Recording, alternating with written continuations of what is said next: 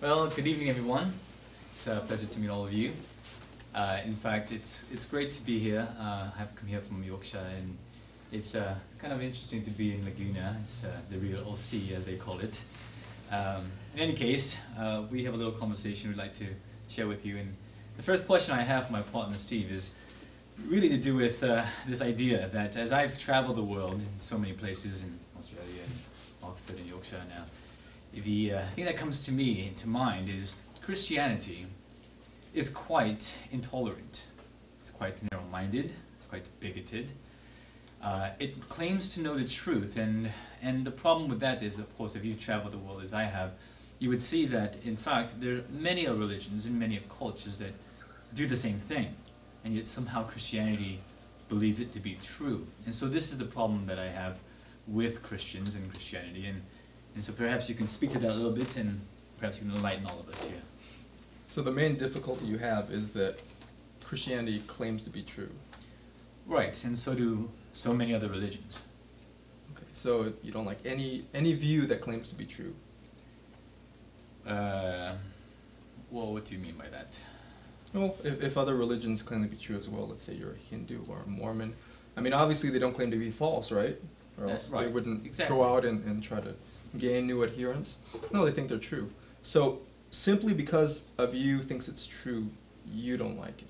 Well, I don't like the fact that they exclusively claim to be true when so many other religions and cultures and traditions do the same thing. Okay. So I don't believe that Christianity is true for that reason. Okay. So you're not a religious believer? No, I'm not. Would you categorize yourself as an atheist? I'm a naturalist, yes. Okay, atheist. So do you think your view is true? Well, certainly, otherwise I wouldn't hold it, would I? Okay. So how tolerant are you being in holding that your view is true I'm very and mine tolerant. is false? Well, anyone can believe what they want, but it's wrong for people to say that others are wrong in their belief just because they don't agree with your belief. So aren't you calling me wrong, though?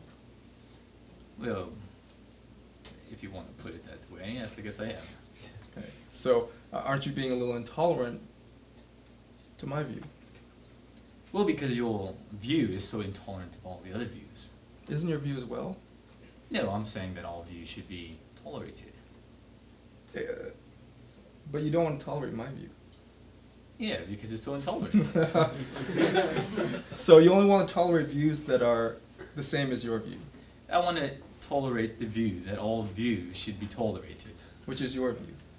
Well, whose view else? Whose else's view would it be? So, my view is that not all views should be tolerated. So, but I think actually your view is as well. You see, you say that I'm intolerant because I'm excluding certain groups of people, and I agree with you, I am. But you're doing the exact same thing. You're excluding groups of people, right? So if I'm intolerant for doing that, then you're intolerant as well. And because you're obviously not agreeing with me, you're obviously trying to exclude me from the category of true views, right? And actually you only want to tolerate views that are exactly similar to your own. It doesn't sound very tolerant to me. All right. Well, take this for example. I think that we should all do what we want to do, and no one should have any sort of say if I want to do something, so long as it doesn't harm somebody else. All right. We have some slides to go along with our conversation. Sorry about that. Oops. Okay. So I kind of hold to what you might call the Coca-Cola view, that I want to teach the world to sing in perfect harmony, and we can all just get along. So, for example, and you hold the other view, I suppose, I take it to be let's all just sing the same tune or whatever. I think that we should be able to do whatever we want to do, and as long as it doesn't harm other people, what is wrong with that? Let's say I take an opposing view.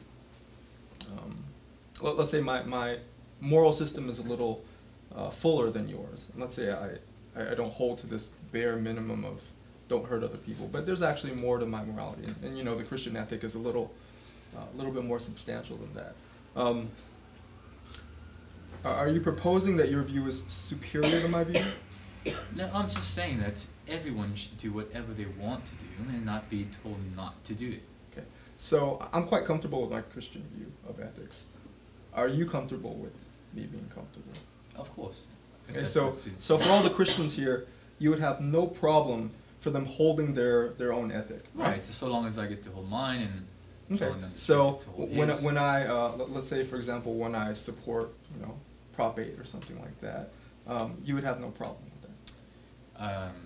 It's your prerogative, yes. Okay. But of course, that's where we discuss and figure out what is best. I think I am for Prop 8. Looks, For Prop 8? no, I'm not for Prop 8. I would vote no on Prop 8. If you're willing to accept other views as they are, Right. And let's say my own Christian view of morality, I don't think it's just the bare minimum of don't hurt other people. I think there are a lot more other moral laws to think about. Yeah, but what I mean is it's so, again, bigoted or arrogant of you to say that, that your Christian ethic is correct and everyone else's is wrong. I think we should all get to hold the view that we want. I'd give you an illustration. Suppose there are three blind men and they're walking down the road and they run into an elephant. Doesn't happen very often here in the OC, but I'm sure it does happen in some places. Where the story was originally told, it was in India. And suppose you have these three blind men and they touch this elephant, and one touches, say, the knee of the elephant and begins to wonder if it's some sort of tree. The other touches the husk, right, and begins to wonder if he hasn't encountered a spear of some sort. And the third still touches the trunk of the elephant and surmises it must be some sort of snake or something like this. This is how I see life generally is. We all have some version of truth, but no one has the full picture. No one knows truly what the truth is. So maybe all religions have a piece of the truth. Right, their own version of truth. Okay, and maybe if we put them all together and hold hands and drink Coke, then Then we might be happier and less thirsty. But nevertheless, I think that we all have our own version, right? okay. So your view from this parable, what you get from it is that we're all blind. Is that the point of the parable? Partially blind, at least, Okay. yes. So we're all limited in our Yeah, perspective. groping in the dark. Okay. Yes. So we might have a piece, but no one has the total truth, right? Right. Okay. So my question to you is the perspective of the person telling this story one of a blind man? Because someone is telling this story, and my question is he blind? Is he limited in his perspective? Well, no one is really telling the story, except me. I told the story, Okay. and I'm not blind. But no, the story is just being told, and you still have versions of truth. That's all you have. Okay. It would seem to me that to even tell the story, at least one person can't be blind. Because at least one person is seeing the true perspective, right? He's seeing that there's an elephant there, and that certain people think they have a full picture, but they might not. Okay. So to even tell the story, it seems like at least one person isn't blind. But the point of your story was everyone's blind.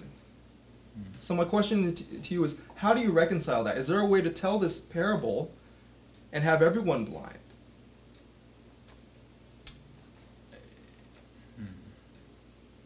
Can you tell the story from the perspective of a blind man, or must you tell the story from the perspective of someone who has the full picture? I see. I think I'm beginning to see your point.